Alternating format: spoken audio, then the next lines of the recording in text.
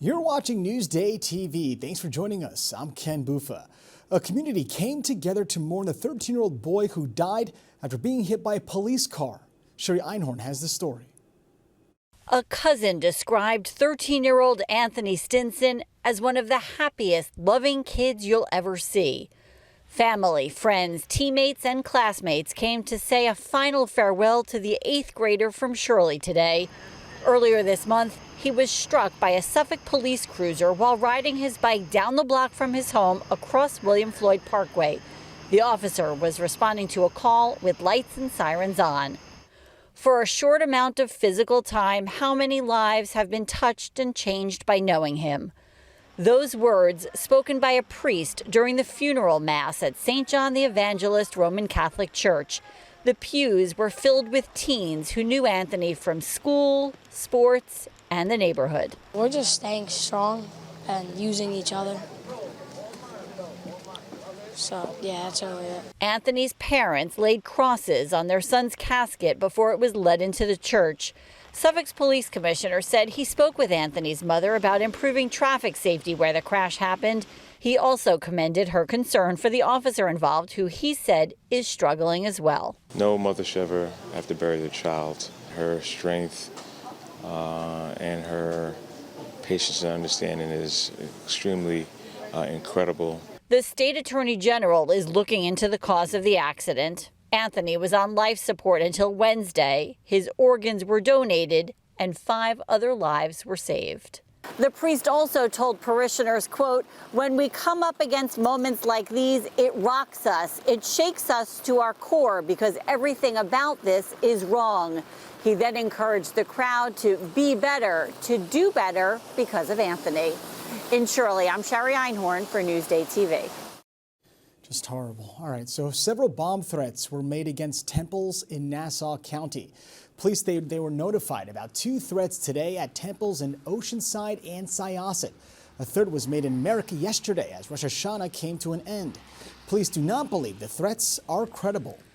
And police are investigating after 2 Riverhead students allegedly spouted racial slurs at children. It happened 2 weeks ago on a playground during a varsity football game in Riverhead. Robert Brown addressed the school board last week, saying the victims were his great-grandkids. I've lived in Riverhead all my life, and I never dreamed that my great-grandchildren would be subjected to the N-word in 2023. These are kids 5 and 6 years old, pushed down in the sand. School administrators say the students are facing disciplinary action and are holding a meeting with the town's anti-bias task force today. Suffolk police are auctioning off more than 100 vehicles this weekend. We're talking sedans, SUVs, pickups, and vans. Vehicles start at a $500 bid and are sold as is. The public can check out the cars on Thursday and Friday. The auction is Saturday in West Hampton. And volunteer first responders may be eligible for a grant to help buy a home. People are struggling to afford living on Long Island. This is another tool that can help people go out and find a home in the open market. It creates, again, up to $50,000 between down payment assistance and rehab costs. Members of Long Island's volunteer fire and ambulance departments can apply. More info can be found on the Long Island Housing Partnership's website. And a new law requires teachers to get written instructions on how to use EpiPens. Food Allergy Research and Education says over 215,000 students in New York have potentially life-threatening allergies. This law applies to teachers in both public and private schools across the state. And the U.S. News & World Report released its college rankings list, and 4 Long Island colleges are among the best in the nation. Stony Brook, in fact, jumped 19 spots to become number 58 on the list. Adelphi, Hofstra, and LIU also made the cut. All right, let's take a look at your Long Island weather. And man, I hope the rain is behind us because it was just not fun today. But tomorrow, we have good news. Check it out. Sunny all day with temps in the low 70s, if not high 60s.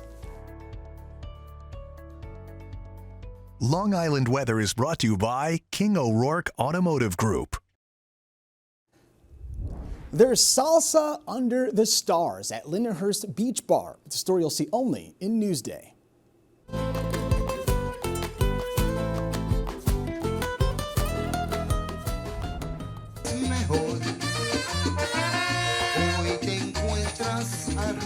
Latin night is amazing. It's a place on the beach. I mean, who doesn't love the beach, right? You come here, it is so easygoing. The atmosphere is accepting, warm. Everyone just welcomes everyone.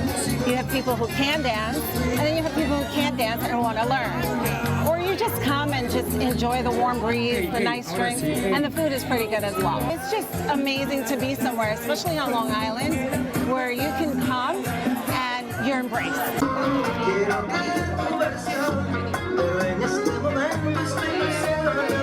Latin to me is overall the culture. It's everything food or dance or talking is all related to rhythm. Coming here and expressing that rhythm on a weekly basis is always like an escape for me. And some of those songs are absolute bangers. Now, Latin Night continues through the first week of October, weather permitting.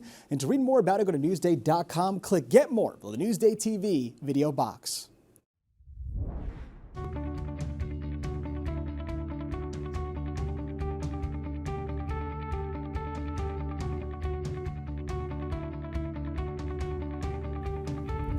From upcycled antiques to coffee and some of the world's biggest redwood trees, Macy Eglin explores Locust Valley in today's destination downtown.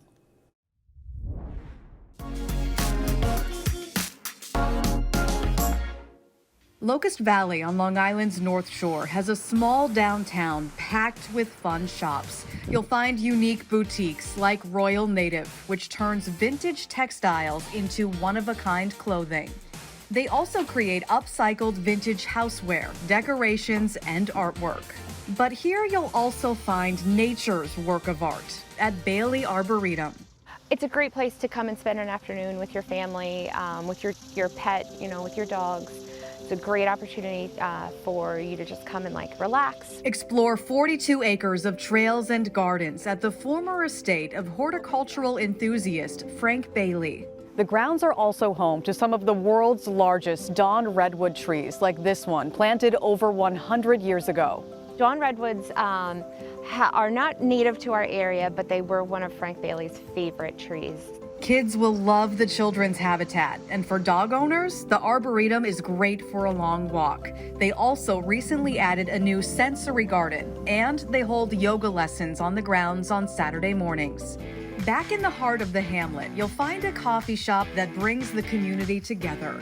It's a really inviting space. Karmic Grind opened in 2018, and their coffee is some of the freshest you'll find. Devoción is really well known for being so fresh with their beans. They actually get them from Colombia, and then only a few days later, we receive them here in the shop. It is, extra special. And I think after having coffee for so long, you can really taste that difference. This is one of their best sellers. It's called the Founder's Latte. It's a take on the favorite drinks of the owners, Regina and Alicia, sweetened with maple syrup and then topped with cinnamon.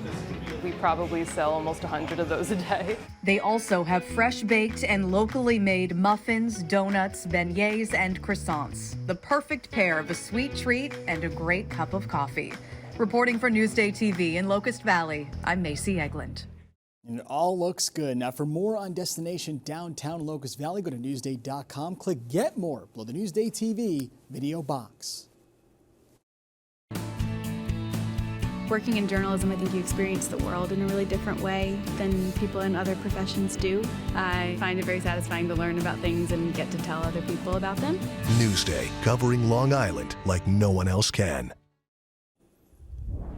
You're watching Newsday TV. I'm Ken Bufa. Thank you so much for joining us. We leave you now with a look at your 7-day forecast.